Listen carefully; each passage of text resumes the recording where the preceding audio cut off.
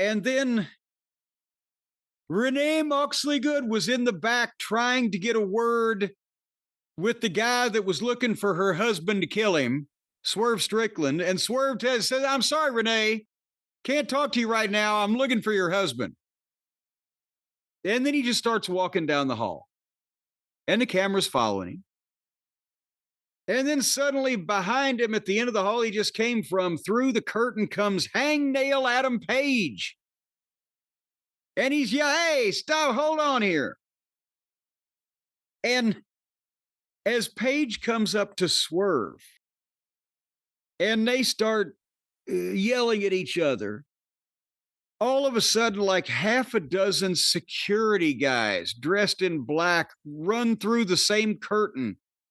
And it looked like 8th grade hall monitors. I mean, yes, they're the indie outlaw boys that they get in every town, but they were exceptionally unintimidating looking, that you would be concerned if they were working security amongst kindergartners.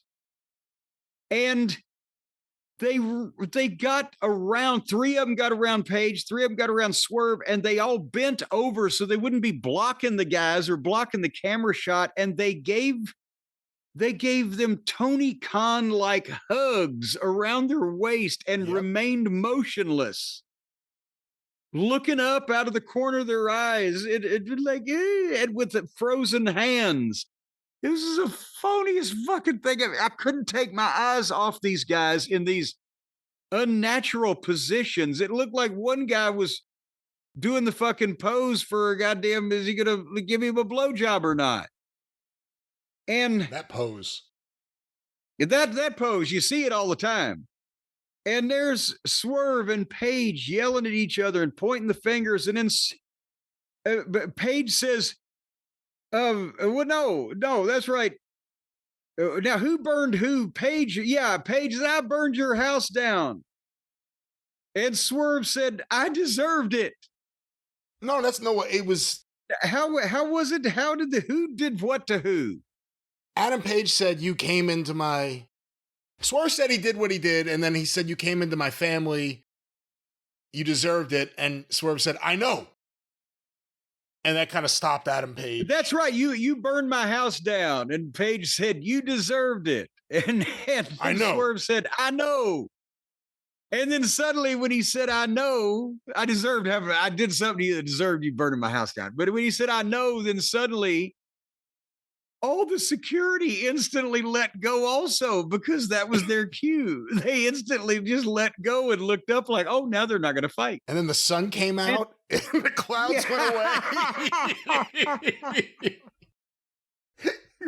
Oh, God damn it. Who knew it was that simple? Who knew you could end it that simply? And that's when Page said, what did you say? And they looked at him, and then Page like ran off like, oh my God. And he ran off, and the security guys leave. And then Dick the Boozer and the Boar Horseman all jump Swerve. Peekaboo. And they start beating him up. And I said, my God, now they're taking him to the ring. The show's not over. It's going to get worse. Where's security? They were probably making sure that Page had everything he needed to get out of the building. Because again, suddenly they had 5, 6 security guys there when these guys are yelling at each other. And then when they stop yelling at each other, they just disappear. And now there's 5 people actually gang fucking assaulting this one guy, and there's nobody. And Swerve where's Nana? Nana was with fucking Willow earlier, but he's there. Does Swerve have any friends? Is there any more security? Is there any more referees? They all 5 take Swerve to the ring, and nobody is trying to help. And they get the boring heat that they always get, where they just hold the guy, and Moxley's just doing his fucking weird wiggle and trash talking him. And then they get a fucking bucket of what is purported to be broken glass, and they pour the broken glass in the middle of the ring, and power bombs Swerve into it. And then Swerve, as they get out and leave Swerve laying there, Swerve sits up so that they can see the camera. The idea is he gets up and he actually stands up and he starts laughing so they can see that they have not injured him by power bombing him into broken glass. But when he sits up and from then on, all the bullshit glass is stuck to his back. There's not a drop of blood. Whatever the substances were that the spikes in the bat were made out of, they did stick in his fucking skin. This had to be phony glass because there was not a drop of blood. He was not cut. He was not stuck, but it was all sticking to him. But here's the problem. Either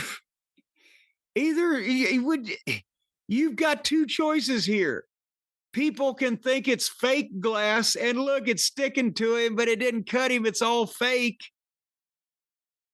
Or they can think it's real glass and look, what a stupid motherfucker that is. He just let that guy power bomb him into real broken glass. Either you're a stupid, bad faker, or you're just a stupid moron that lets somebody do something like that to you in front of this audience and in front of most audiences today. One of those two things. What about option 3? You think some guy said, this Moxley's a moron. I'm going to sell him a bunch of sugarcane glass. Now, that might be if you're in the fucking sugar glass industry, but it's outlaw horseshit that appeals to freaks and idiots and people who want to laugh at the phoniness of this and these people. And that's why it has a limited audience, and it always will. And that's why they're where they are now, with nobody over and the people basically having a few people that they're interested in, and the rest of it is just watching stupid people do stupid things to each other. And this was another example of that. What do you think should happen in the title match, Swerve and We just previewed it, I know, but now we just saw these hot things happening here on the show. And of course, Renee still hasn't turned heel, so there's always that. It changes nothing about what we said because they still haven't paid. They got a stadium.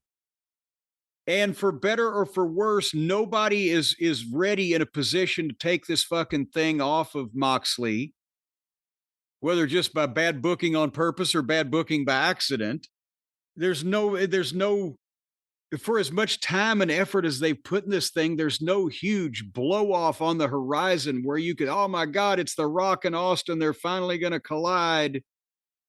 Or there's nothing of that. And this is another one of the monthly pay-per-views where they're going to have a bunch of monthly matches amongst people that look like they're on their monthlies. Maybe they could do like a Cincinnati Jimmy Garvin Precious Sunshine thing, where all of a sudden Marina gets ditched for Moxley's actual wife. Well, I wish that Jerry Springer was still with us. Because he was the mayor of Cincinnati, Cincinnati. Yeah. Heck of a town. You know why he had to leave politics in Cincinnati?